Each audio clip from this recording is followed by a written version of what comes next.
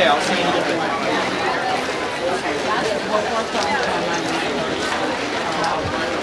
You want to plug our house in We're here because a racist vigilante stalked and murdered a young unarmed black man in Florida, and then he was set free. This is outrageous. It's not surprising. And it's not just this one racist man. It's the police that did not arrest him.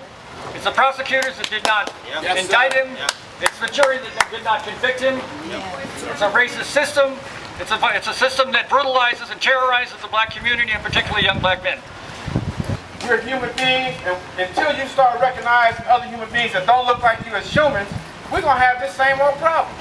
It's important to understand that black people have been living with this for as long as we've been here. Yes. Do we tell our white children that they have nothing to fear and that that's all right?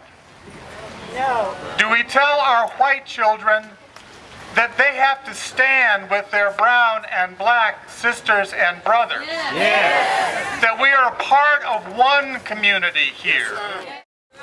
And as long as our young men are as exposed and as risk as they are, the zip code doesn't make a difference. And if there's one thing that we're going to take from this, it's going to be that our work is not done. And you know what? It's time for us to stand our ground. That's right. You can control people by fear, or they can get past the fear. It is time for us to get past the fear. I want to do this.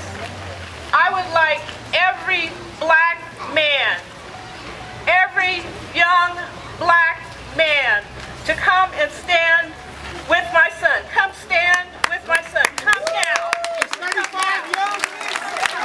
Every black man. Every young black man.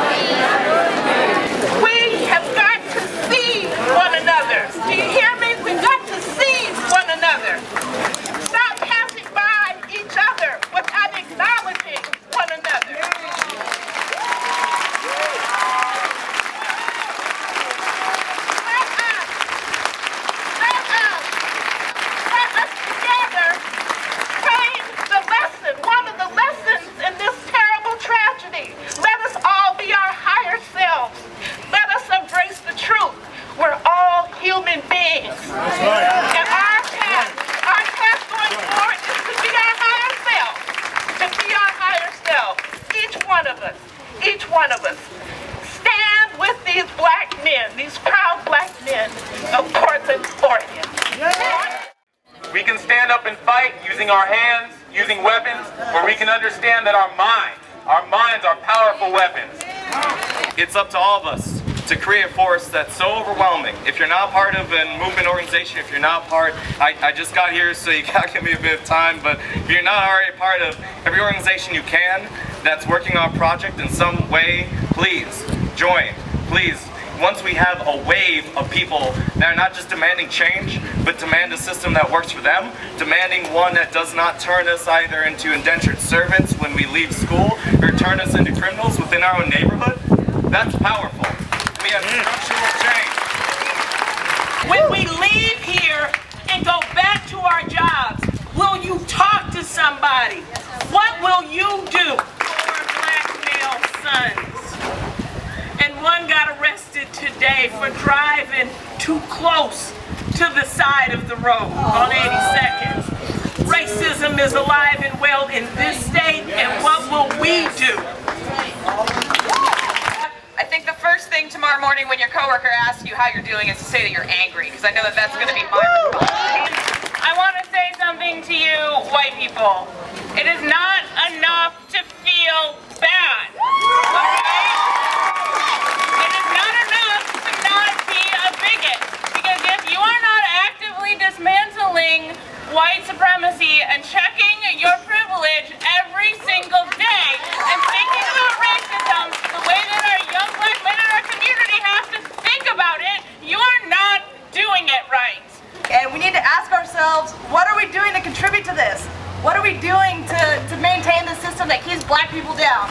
We all people of different spirituality, different social status, and different color. We need to combine our effort and fight against government for humanity's sake.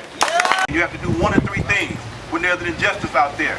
You have to change it with your hands, your mouth, or in your heart. You just can't stand idly by and don't do anything. Jamie's gonna give us march directions now.